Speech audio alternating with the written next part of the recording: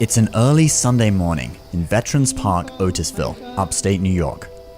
At a time of year when the trees are still green, but the mornings are starting to have a slight chill in the air, people of various ages, ethnicities, and backgrounds slowly begin to fill up the otherwise empty park. They move quietly into a circle. With their eyes closed, perform graceful, slow movements following meditation music from a loudspeaker placed in the middle. I think in the US a lot of people think it's basically strictly a Chinese thing, but it involves meditation, probably. Some persecuted group, and maybe you have to wear a yellow t-shirt to do it. For the last 20 years, you've heard journalists talking about them on the TV and radio. You've seen them holding rallies and peace protests around the world. They are practitioners of Falun Gong. In the 90s, Falun Gong grew rapidly and was celebrated throughout China. By 1999, 100 million Chinese practiced, but for the past 21 years, the Chinese Communist Party, or CCP, has tried everything in its power to eliminate it. You know, the regime has spent billions and billions year after year trying to keep the lid on the Falun Gong issue. Only now, recently with the pandemic, have people seen the mask come off. Media in the West have done little to expose these crimes against humanity, so Falun Gong practitioners inside and outside of China have mobilized to tell the world the truth. Who are these people? What motivates them? And how might their struggle to expose the CCP have far-reaching implications for all of us?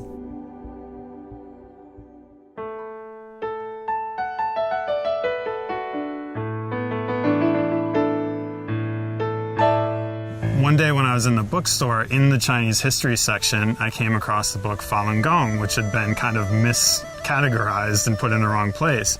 So when I picked up the book and I started looking through it, I was like, wow, this looks like what I'm looking for, actually. It's that energy-related practice rather than martial arts. So I took it home, and that night I just read it cover to cover. It was mind-blowing. It all started to come into focus that I had actually seen practitioners on my campus at college exercising, and I was like, oh, that's what they're doing over there.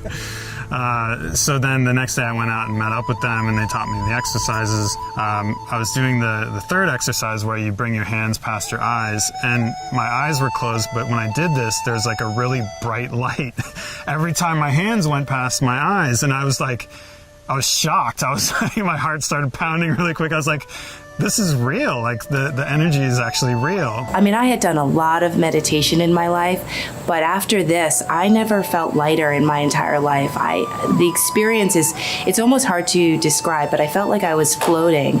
And I remember walking away from the park I was living in New York City at the time, back to the subway, and the whole time, I just felt like my feet were barely touching the ground. I just was floating. And I said, I need to learn more. I want to know everything about this. In China, it was very mainstream, and this kind of practice has been part of their culture for a very long time. There's a physical element, kind of like you might find in yoga, and then there's a spiritual element. And this is an ancient kind of practice you would find in China and throughout Asia for thousands of years. It wasn't the specifics of what I was reading that drew me to it. It was the perspective he was coming from that felt so complete and compassionate and strong and authoritative. You can only be that strong when you know something that well. And as I read, I was only being reaffirmed more and more why there was so much confidence behind the words I was reading. I had been spending a lot of money traveling to all these different courses and studying all these different things, from iridology to acupuncture, other forms of Qigong, and I was spending a lot of money. And I thought for sure tomorrow they were going to start charging for this. So I started printing everything off that I could and took it home and read it. I remember when I first practiced, I went to the park and a practitioner taught me how to do the exercise. After that, he didn't ask me about my name or my contact information. all the practitioners at the spot just smile at each other, and they pick up their bag and they left. And I was like, because I was a little nervous, how refreshing, because it's not like everybody trying to get your contact information, ask you when you're gonna come next time. The way I was in life before picking up the practice is that when I was very diplomatic, and I don't mean that necessarily in a good way, I'd walk into a room and I would kind of change my personality, what I was advocating for or not, depending on who's in the room. I don't want to ruffle any feathers, this kind of thing. And it always bothered me. One of the things I noticed in myself after studying the principles of Falun Gong is that changed. I could walk into a room and be very comfortable first starting from a principle standpoint. What do I think is right here? What do I think is wrong? And even if everybody in the room is sort of against it, or I look up to them and I don't want to, perhaps offend them, I was much more natural. It wasn't something I had to force. It was very sort of natural to say, folks, here's where I think we stand. And it sounds like a simple thing, but it's tremendously liberating. About 6 months after I started practicing, I went to Texas because Jiang Zemin, the former leader of the Communist Party, went to Texas to meet with President Bush at the time. And so a lot of practitioners went there to basically protest and show banners telling the leader to stop persecuting Falun Gong. So again, I was very new in the practice, but when I went there, it was like being in a sea of just incredibly nice, friendly people. They were there truly to peacefully demonstrate and call for help, really. And there was, over the years, like, the term protest takes on different meanings, right? Many years ago, my husband and I had a few people come over to our house to work on an advocacy project. And these were all people who practice Falun Dafa. So we were there to talk about what we were going to do for the project. Well, after everyone went home, we found on our answering machine a recording of us speaking in our living room. Now you might think, oh, it was a hip dial. No, it wasn't. Because that same evening, other people who were at the meeting called us and they said, you'll never guess what happened. There's a recording of our meeting on my voicemail at home. So this happened to several people's landlines, actually, when they got home. So we realized it was probably an intimidation attempt of some kind. So we reported it to the FBI. The FBI gave us a meeting. So my husband and I went and met with them. And we talked about what happened. And they asked us one question. They said, do you guys have children? And we said no. And they said, good, because you're up against a giant. So that sentence has stayed with me for a long time. They've been persecuted for 21 years in China, and they're still peaceful. They're still trying to think of creative ways to stop the persecution without hurting people, and it's just a remarkable group of people. Everybody's nice, and everybody's nice when their self-interest isn't involved when they're dealing with you. But I think what sets practitioners apart is that practitioners require of themselves to be better people, and they require of themselves to consider others before themselves. And I think if you were to put somebody as nice, I think that's genuinely nice, and that's not nice when it's convenient for them to be nice, and not nice when their interests are at stake. One time I was working with a practitioner when I was in college, and I thought this moment was very defining in terms of being a practitioner.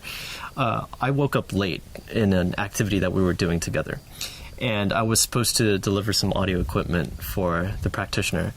And when I woke up, I already saw I was maybe 30, 40 minutes past the time that we were supposed to meet. And I felt really bad about it. And so I ran. It took me maybe 10 minutes to get to the location we were supposed to meet. And he was just patiently waiting there. Didn't say a word, had a smile on his face. And I kept him waiting for so long. And it was because I was careless. But he didn't say a single thing. I apologized, and he said, oh, it's nothing, don't worry. But I knew he had work that day, and he had to get back to his job. And I was just, I thought that moment really encapsulated what being a practitioner is. They didn't bear any grudges. They weren't upset. very patient, and he just said, "Don't worry about it. It's okay. What matters is now we're able to do this now. It's okay." From our perspective, the Falun Gong community, one of the principles we believe in is karma. Everything you do comes back to you. You do something horrible is going to come back to you. You do something good comes back to you. Think about what it takes to have a prison guard. He's a father, he's got kids, he's got a wife at home, and because of the propaganda, because the state is insisting that he persecute Falun Gong practitioners and force them to give up their belief, this otherwise perhaps decent man is now the implement of persecution, perhaps even a torturer. What does it do to that man's life? What does it do to his family, his community? That's very much in our minds. If you think about the persecution, it's really a mechanism for a whole lot of people to do horrible things, and that's all going to come back to all of us. And so it's not just about ourselves. It is about that, but it's not just about that. It's also everybody who's been caught up in this, helping them break free from this entire system that is a persecution system set out by the CCP. Free the Falun Gong practitioners so they're no longer victims. Free the persecutioners so they're no longer implements of that persecution. Everybody's being victimized by this in one way or another, and that's the real motivation. There were 70 to 100 million people, Chinese people practicing Falun Gong. They had to justify this persecution. They had to get people to act the persecution out, to actually do the torturing, the arresting, and the turning in of practitioners. Because practitioners became good neighbors, good people, it changed people, right? Good workers, good employees, all of that.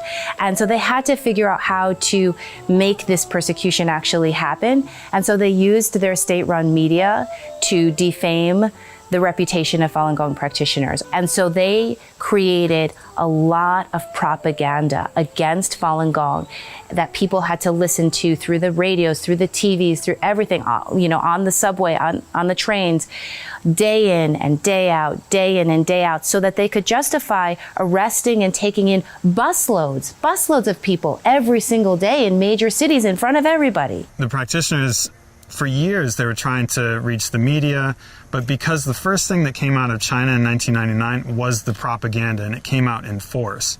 The regime is a skilled tactician in propaganda and controlling people's minds, essentially. So as soon as the persecution started, they just unleashed this onslaught of propaganda, and the media just took that and published it as fact. They didn't do any research, they didn't ask any practitioners in the United States. And of course, the access that they'd be given in China would be very tailored and, carefully crafted. So they didn't have any truth. They repeated the propaganda, and that's kind of what stuck. So because they couldn't get a fair shake in the media, they had to go this grassroots method, handing out flyers, having parades, having different events on their own.